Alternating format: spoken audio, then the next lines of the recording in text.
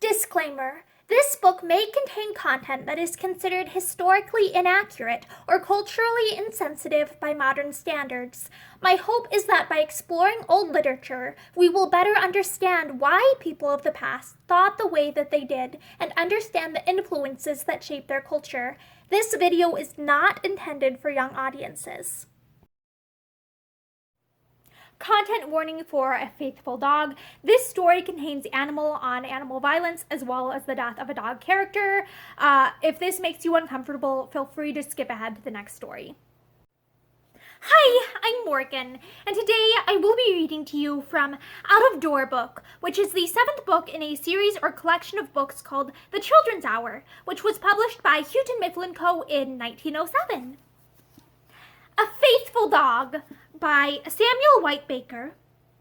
When I was a boy, my grandfather frequently told a story concerning a dog which he knew, as a more than ordinary example of the fidelity so frequently exhibited by the race. This animal was a mastiff that belonged to an intimate friend, to whom it was a constant companion. It was an enormous specimen of that well-known breed, which is not generally celebrated for any peculiar intelligence, but is chiefly remarkable for size and strength. This dog had been brought up by its master from puppyhood, and as the proprietor was a single man, there had been no division of affection, as there would have been had the dog belonged to a family of several members. Turk regarded nobody but his owner. I shall now honor Turk by the masculine gender.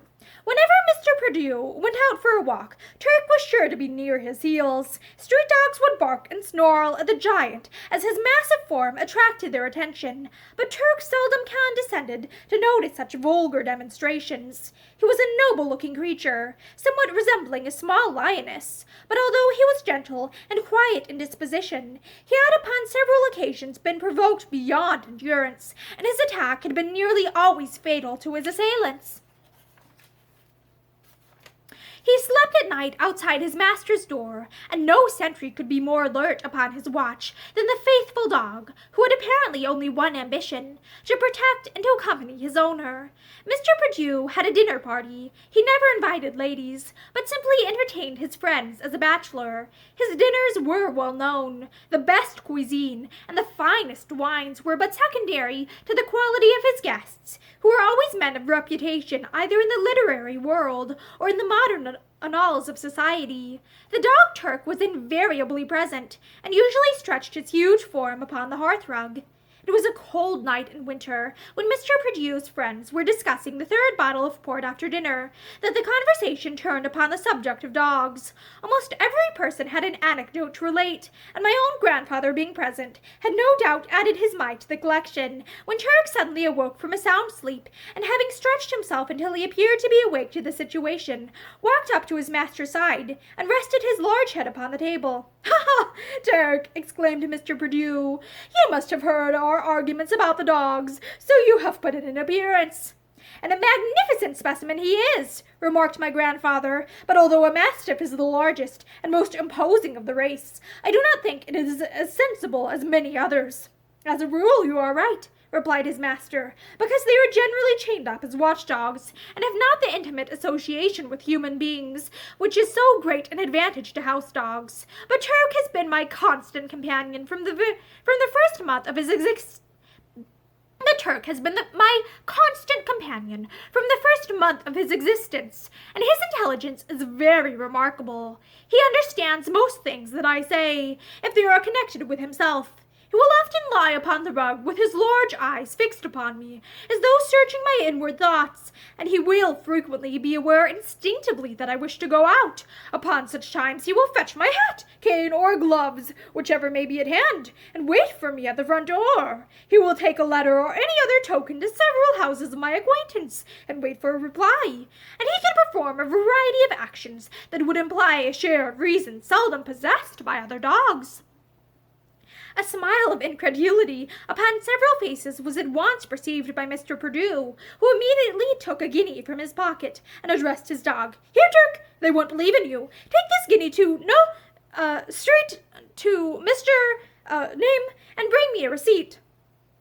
The dog wagged his huge tail with evident pleasure, but to the danger of the wine glasses upon the table, and the guinea having been placed in his mouth, he hastened towards the door. This being opened, he was admitted through the front entrance to the street. It was a miserable night. The wind was blowing the sleet and rain against the windows. The gutters were running with muddy water, and the weather was exactly that which is expressed by the common term, not fit to turn a dog out. Nevertheless, Turk had started upon his mission in the howling gale and darkness, while the front door was once more closed against the blast. The party were comfortably seated around the fire, discussing the most excellent wine, and much interested in the success or failure of the dog's adventure. "How long will it be before we may expect Turk's return?" inquired an incredulous guest. "The house to which I have sent him is about 1.5 miles distant. Therefore, if there is no delay when he barks for admission at the door, and my friend is not absent from home, he should return in about 3/4 of an hour, with an acknowledgment. If, on the other hand, he cannot gain admission, he may wait for any length of time," replied his master. Bets were exchanged among the company. Some supported the dog's chances of success, while others were against him. The evening wore away. The allotted time was exceeded, and a whole hour had passed, but no dog had returned. Fresh bets were made, but the odds were against the dog. His master was still hopeful. "I must tell you," said Mr. Perdue, "that Turk frequently carries notes for me, and as he knows the house well, he certainly will not make a mistake. Perhaps my friend may be dining out, in which case Turk will probably wait for a longer time." 2 hours passed. The storm was raging. Mr. Perdue himself went to the front door, which flew open before a fierce gust the instant that the lock was turned. The clouds were rushing past a moon, but faintly visible at short intervals, and the gutters were clogged with masses of half-melted snow. "Poor Turk!" muttered his master. "This is indeed a wretched night for you. Perhaps they have kept you in the warm kitchen, and will not allow you to return in such fearful weather." When Mr. Perdue returned to his guests, he could not conceal his disappointment. "Ha!" exclaimed one who had betted against the dog. "I never doubted his sagacity. With a guinea in his mouth, he has probably gone into some house of entertainment where dogs are supplied with dinner and a warm bed, instead of shivering in a winter's gale." Jokes were made by the winners of bets at the absent dog's expense, but his master was anxious and annoyed. The various bets were paid by the loser, and poor Turk's reputation had suffered severely. It was long past midnight. The guests were departed. The storm was raging, and violent gusts occasionally shook the house. Mr. Perdue was alone in his study, and he poked the fire until it blazed and roared up the chimney. "What can have become of that dog?"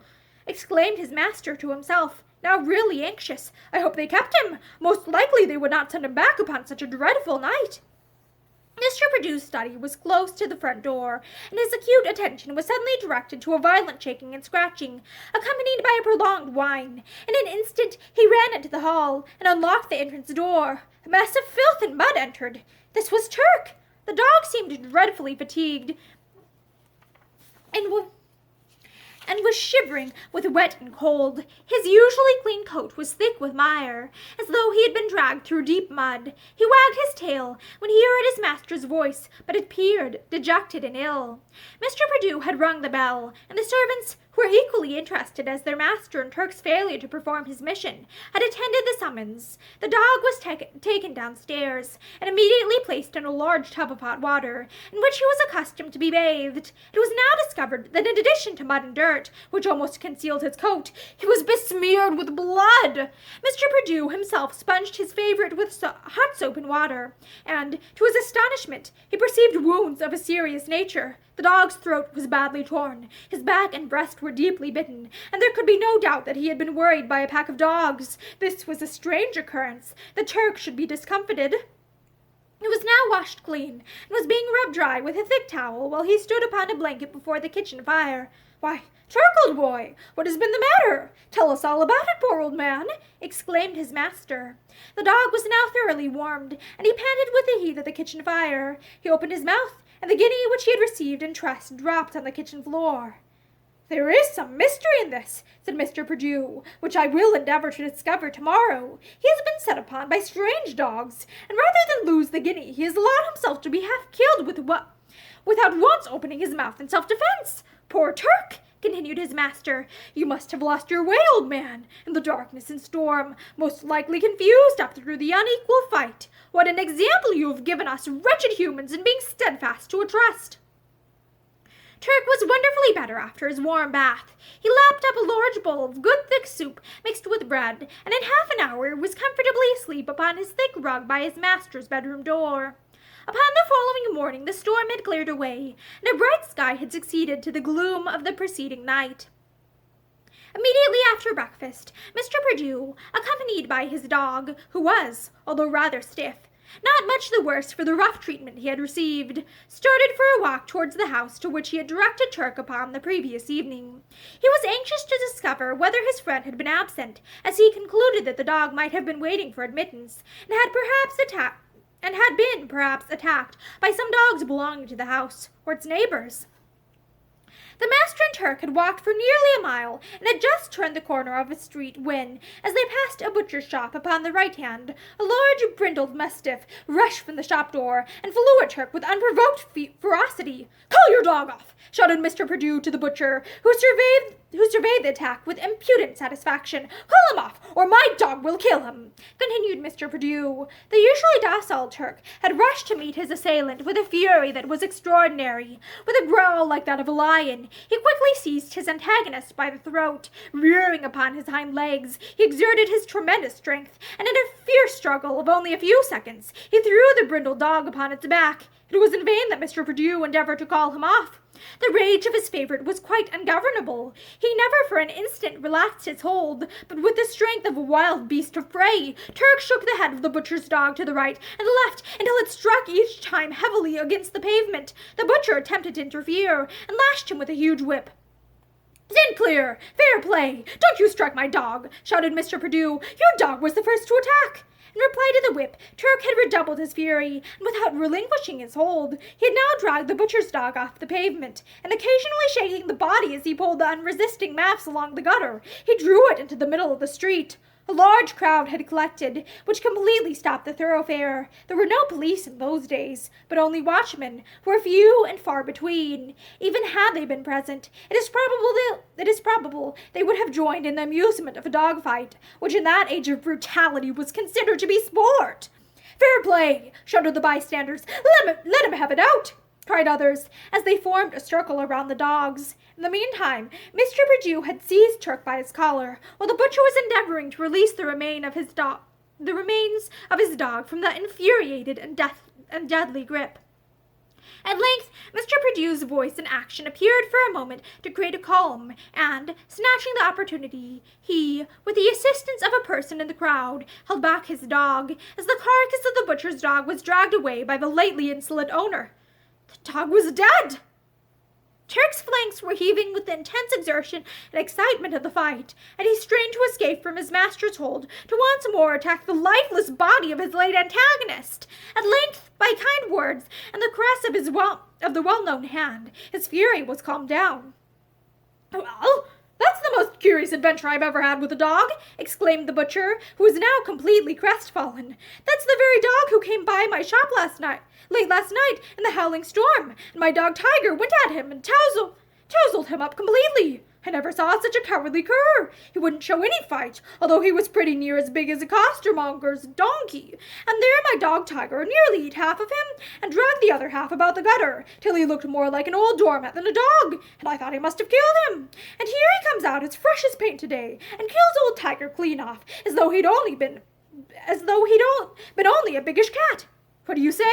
asked Mr. Perdue. "Was it your dog that worried my poor dog last night, when he was upon a message of trust? My friend, I thank you for this communication, but let me inform you of the fact that my dog had a guinea in his mouth to carry to my friend, and rather than drop it, he allowed himself to be half killed by your savage Tiger. Today he has proved his courage, and your dog has discovered his mistake. This is the guinea that he dropped from his mouth when he returned to me after midnight, beaten and distressed," said Mr. Perdue, much excited. "Here, Turk, old boy, take the guinea again, and come along with me. You have had your revenge, and have given us all a lesson." His master gave him the guinea in his mouth, and they continued their walk. It appeared, upon Mr. Perdue's arrival at his friend's house, that Turk had never been there. Probably after his defeat he had become so confused that he lost his way in the heavy storm, and had at length regained the road home sometime after midnight, in the deplorable condition already described.